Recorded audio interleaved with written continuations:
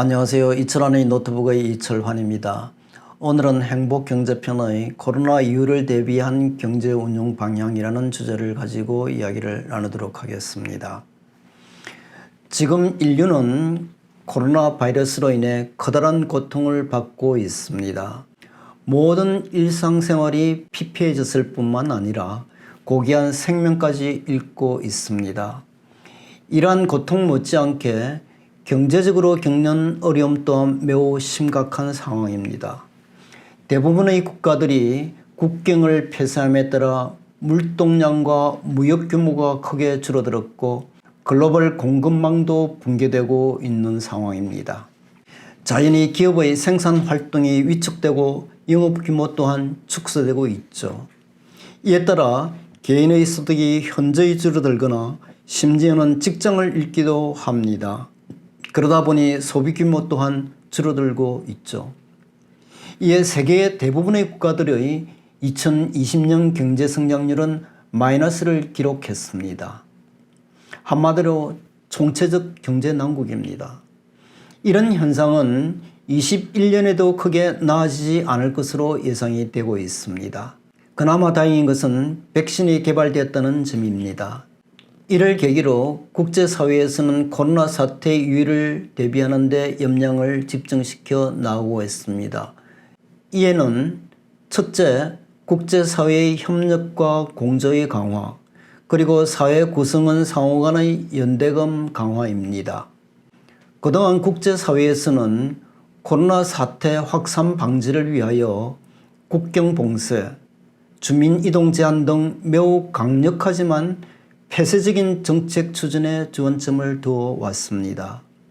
그러나 이런 극단적인 처방은 한층 더 국가 이기주의를 심화하는 문제를 낳았죠. 사피엔스, 호모데우스 등을 쓴 이스라엘의 미래학자이자 역사가인 유발 하라리도 이런 문제에 대해 비판하였습니다.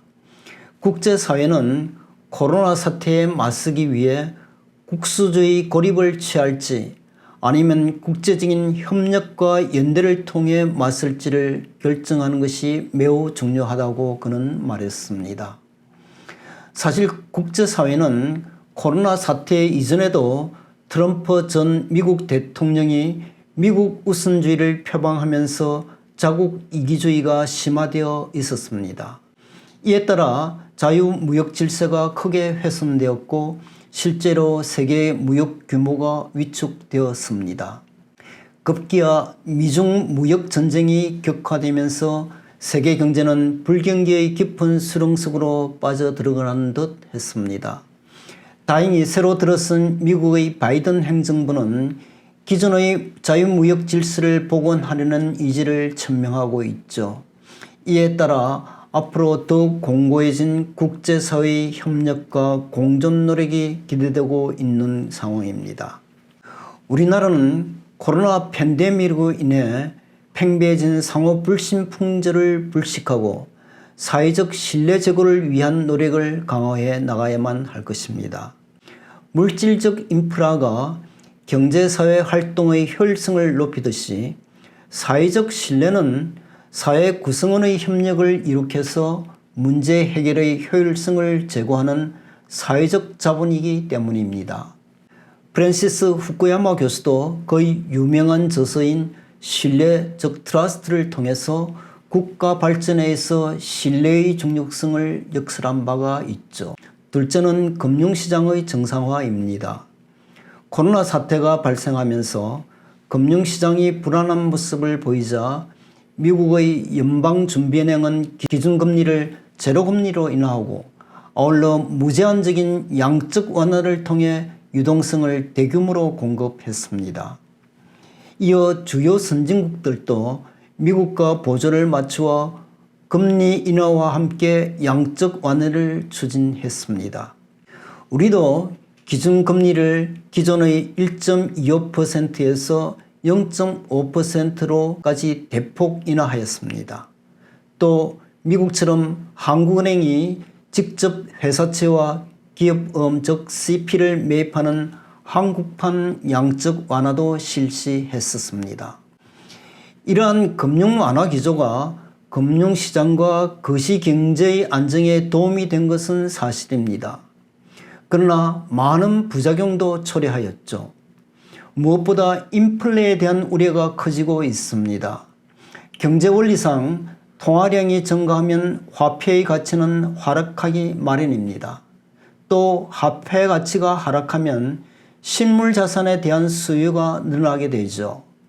물론 지금 당장은 세계 경제의 부진으로 인해 인플레 현상이 현실화되고 있지는 않지만 앞으로 경기가 살아날 경우 전 세계는 또다시 자산 버블 붕괴와 같은 강화할 경제 위기에 휘몰릴지도 모를 일입니다.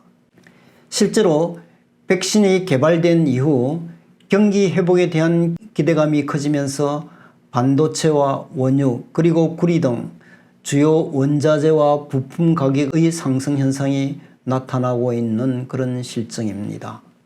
한편 지금과 같이 금리가 낮은 상황에서는 은행에 돈을 넣어둔 사람들은 주식이나 부동산을 매입하고 싶은 유혹을 받게 되죠. 그 결과 은행 대출을 받아 주식 투자나 부동산 투기에 나서는 경향이 확산되었습니다.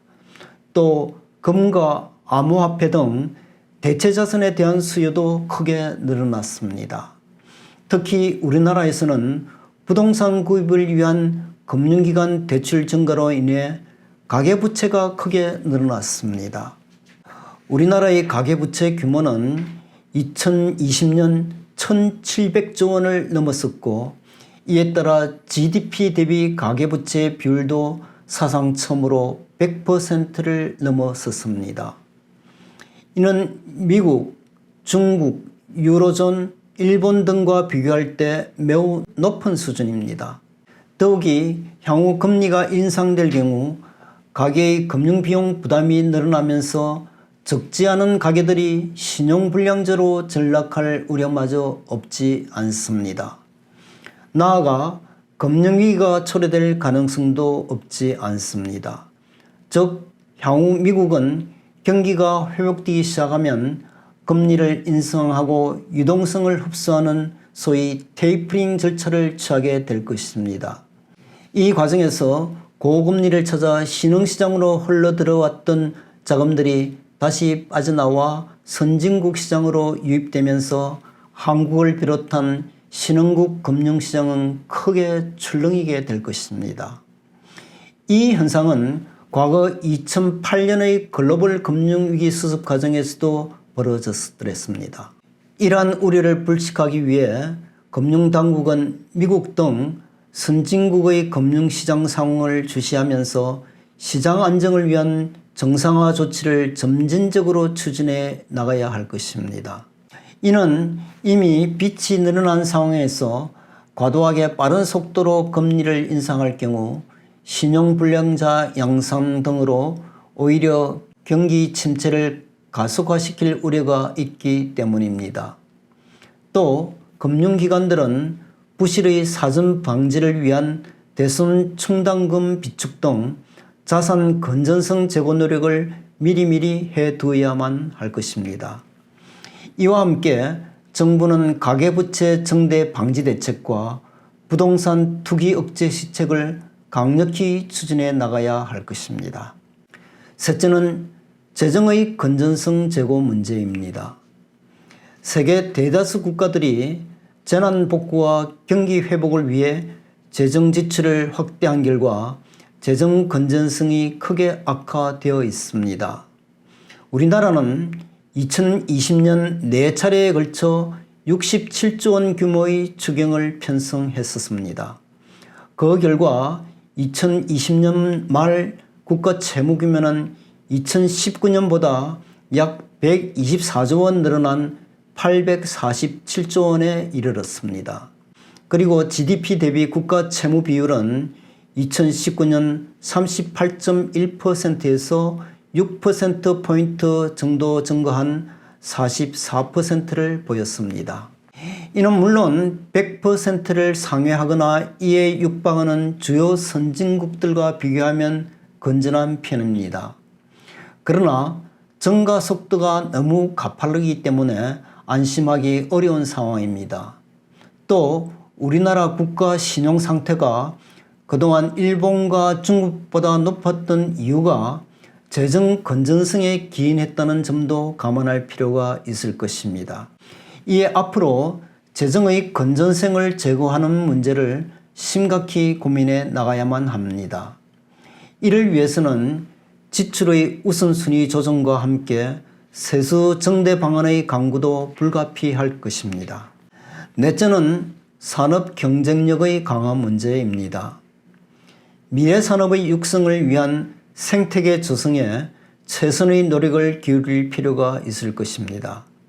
특히 위생과 건강정진을 위한 생명공학, 또 산업의 패러다임을 송두리째 바꾸어 놓을 것으로 예상되는 인공지능 기술 등 새로운 사업과 비즈니스 모델을 창출해 나가야만 합니다.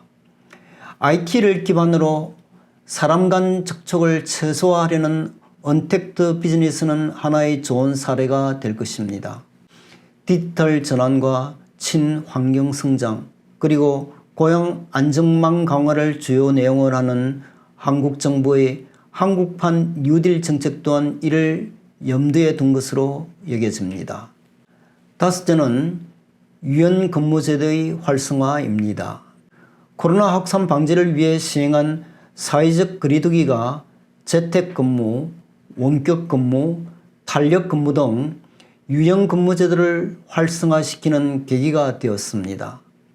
앞으로 기업들은 화상회의와 메신저를 통한 소통, 그리고 클라우드 확대 등 시스템을 구축 강화함으로써 유연 근무 분위기를 더욱 확산시켜 나갈 필요성이 있을 것입니다.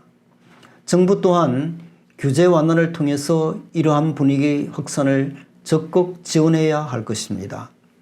끝으로 인류가 한시바삐 코로나 사태를 극복하여 일상생활을 되찾고 경제 또한 회복되기를 기대합니다. 지금까지 이철원의 노트북이었습니다. 감사합니다.